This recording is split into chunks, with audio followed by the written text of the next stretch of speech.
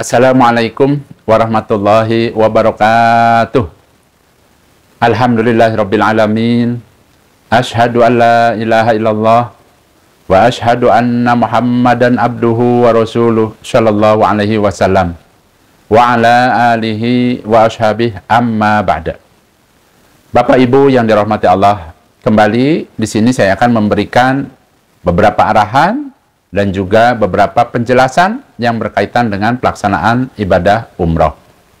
Kali ini saya akan menjelaskan barang-barang atau benda apa saja yang boleh dibawa bersama Bapak Ibu masuk ke pesawat pada saat akan umroh atau akan melaksanakan ibadah haji. Jadi ada 10 macam barang yang dilarang dibawa bareng dengan Bapak Ibu masuk ke pesawat atau dimasukkan ke tas kabin atau dimasukkan ke tas lempang atau tas paspor. Barang apa saja, Abah? Yang pertama, dilarang membawa senjata api. Ya. Insya Allah Bapak Ibu tidak memiliki senjata api, hanya saja ini sebagai informasi karena memang ketentuannya seperti itu. Kemudian yang kedua, dilarang membawa senjata tajam. Adapun umpama Bapak Ibu ingin membawa gunting untuk keperluan tahalul, silahkan dimasukkan ke koper bagasi. Jadi boleh bawa gunting. Gunting itu kan senjata tajam. Hanya saja jangan dimasukkan ke tas paspor atau tas kabin. Karena tas kabin ini kan berarti kan bareng dengan Bapak Ibu. Tapi kalau yang namanya koper bagasi nanti berpisah. Berpisah dengan Bapak Ibu walaupun satu pesawat. Adanya di bagasi. Ya. Jadi silahkan Bapak Ibu bawa gunting tapi pisahkan, masukkan ke koper bagasi. Itu ya. Dilarang membawa silet. Silet juga termasuk itu. Termasuk benda yang tajam yang membahayakan. Itu tidak boleh dibawa masuk ke pesawat bersama Bapak Ibu. Ya. Adapun umpamanya ingin membawa pisau untuk motong-motong buah, apakah boleh, Abah? Boleh. Tetapi tetap tadi ya, masukannya ke koper bagasi, koper yang besar. Kan kalau koper besar tidak bareng dengan Bapak Ibu, tidak dibawa-bawa. Yang dibawa itu adalah tas kabin dan tas paspor. Nah, tas kabin ini Bapak Ibu bisa saja berupa tas yang diteng-teng-teng-teng, bisa juga tasnya itu berupa tas yang berupa ransel. Itu ya. Kemudian untuk senjata tajam ini intinya ya yang dilarang bawa ke pesawat bersama Bapak Ibu, pisau tidak boleh, gunting tidak boleh, silet tidak boleh. Apa saja benda-benda yang tajam itu tidak boleh. Ya. Jadi kalau umpama mau dibawa silahkan masukkan ke koper bagasi. Kemudian, ya, dilarang membawa benda yang mudah meledak. Ya. Jadi, barang apa saja yang sekiranya mudah meledak, itu jangan dibawa, jangan dimasukkan ke tas kabin. Contohnya apa? Contohnya petasan umpamanya. Ya. Itu tidak boleh dimasuk ke tas kabin. Selanjutnya yang keempat, ya, tidak boleh membawa buah atau makanan yang mengeluarkan bau yang menyengat, yang mengeluarkan aroma yang menyengat. Contoh buah yang mengeluarkan aroma menyengat, contohnya misalnya durian, kemudian nangka. Itu kan kalau umpamanya dibawa, dimasukkan ke tas kabin umpamanya, itu bisa menyebabkan aromanya itu keluar. Ya. Akhirnya bisa membuat ketidaknyamanan para penumpang yang lain. Berarti kan tidak boleh. Ya. Begitu juga umpama makanan. Makanan yang sekiranya mengeluarkan bau yang tidak sedap, yang menyengat. Contoh misalnya ada sebagian ikan asin itu kan, kalau belum digoreng, itu betul-betul menyengat. Mengeluarkan aroma atau bau yang menyengat. Nah, itu juga tidak boleh. Karena akan menyebabkan ketidaknyaman penumpang. Ya. Nah, kemudian itu tadi yang keempat. Yang kelima. Yang kelima, dilarang membawa emas. Emas di sini Bapak Ibu, yang dilarang itu emas batangan. Tapi kalau perhiasan yang dipakai sama Bapak Ibu, contoh, boleh tidak, Abah saya mau naik pesawat, pakai gelang, pakai cincin, itu namanya emas perhiasan, itu boleh. Tapi yang dilarang itu emas batangan. Ya, kenapa Abah sampaikan seperti ini? Karena tadi Abah kan ya, pernah mengalami hal-hal kejadian yang memang seperti itu. Ya, dalam artian ada jamaah yang membawa itu akhirnya tadi dilarang memang. Ya, tidak boleh membawa emas batangan. Abah bagaimana? Saya ini punya emas batangan di rumah. Kemudian rumahnya kan kosong. Saya khawatir ada orang masuk dan lain sebagainya, itu kan barang berharga. Silahkan Bapak Ibu titipkan ke siapa yang sekiranya bisa dipercaya. Ya. Atau juga umpama Bapak Ibu punya berlian. Umpama berlian segede apa umpamanya, boleh nggak dibawa-bawa? Tidak boleh.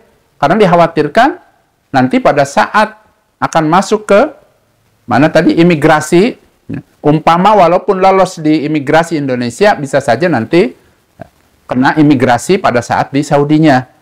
Nah, dikhawatirkan nanti pada saat Bapak Ibu membawa dua barang tadi, baik itu berlian atau emas batangan, dikhawatirkan itu dikiranya akan diselundupkan. Jadi memang itu larangan, tidak boleh, ya. Kemudian yang ketujuh, dilarang membawa uang lebih dari 100 juta rupiah. Ini berlaku untuk orang yang umroh maupun haji juga. Ya.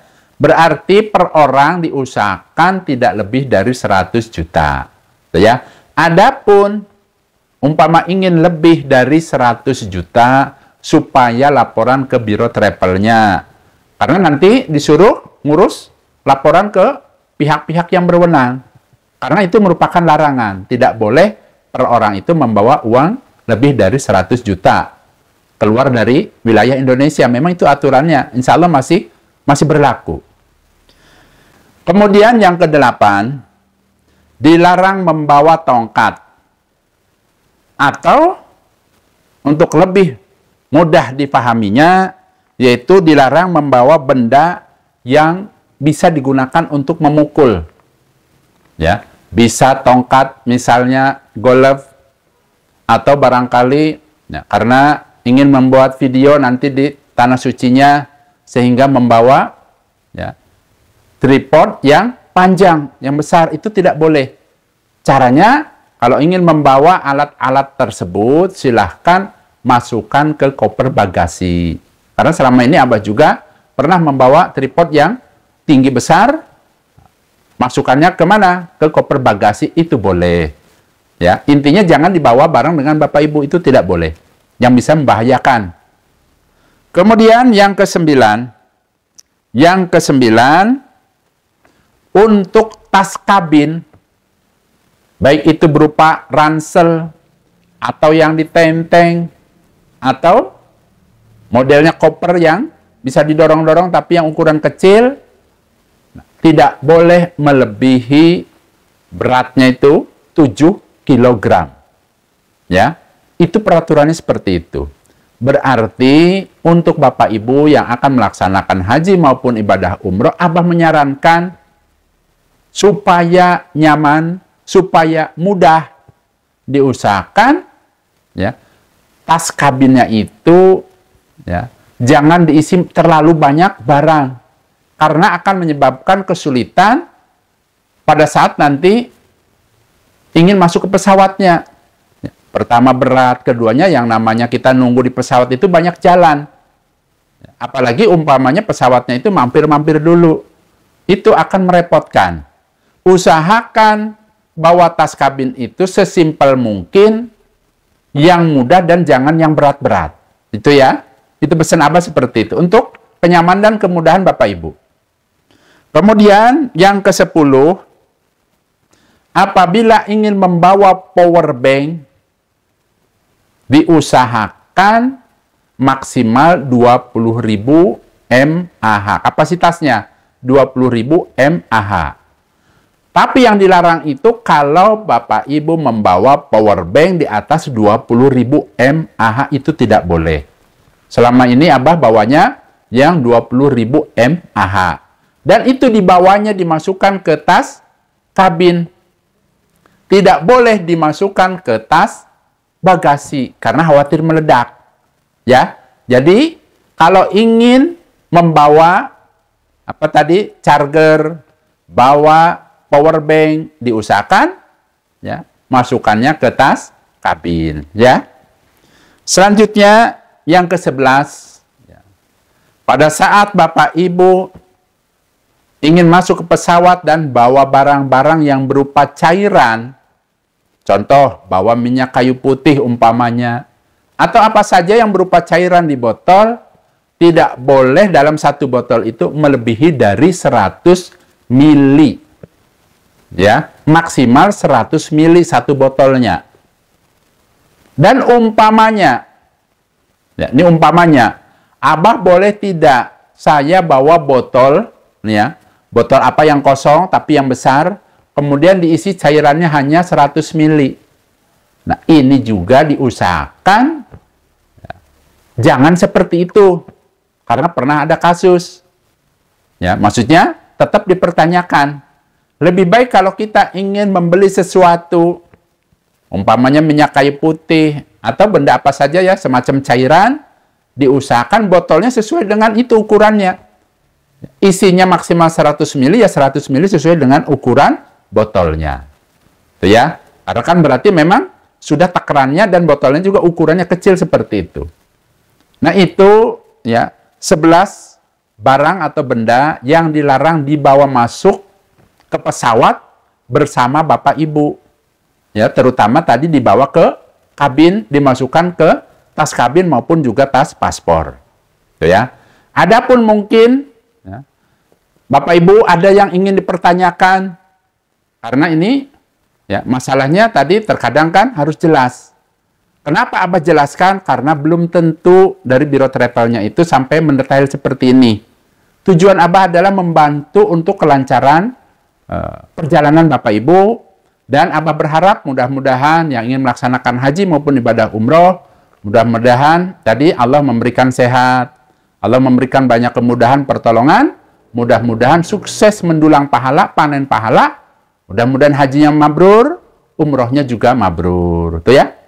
Alhamdulillah, jazakumullahu khaira. Mudah-mudahan apa yang Abah sampaikan ini bisa bermanfaat dan tentunya bisa menjadi jariah untuk Abah dan keluarga. Apabila ada yang perlu ditanyakan, silahkan tanyakan saja di kolom komentar. Mudah-mudahan Abahnya sehat dan tentunya mudah-mudahan bisa menjawabnya.